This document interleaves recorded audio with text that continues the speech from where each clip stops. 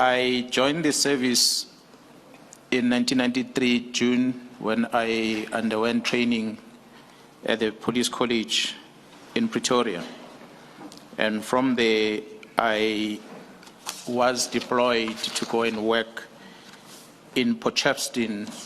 At the time, the unit was called Internal Stability Unit.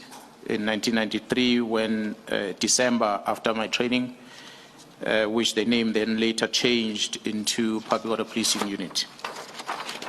And from Public Order Policing Unit, Potchefstroom, I moved to Durban, Public Order Policing Unit. That is when I joined the Special Task Force from Durban.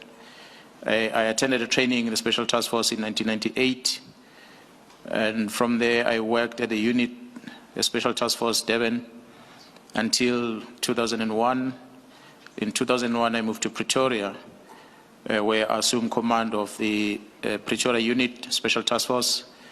And from there, I became the deputy head of the task force, and subsequent to that, promoted to the overall command of the Special Task Force in 2005.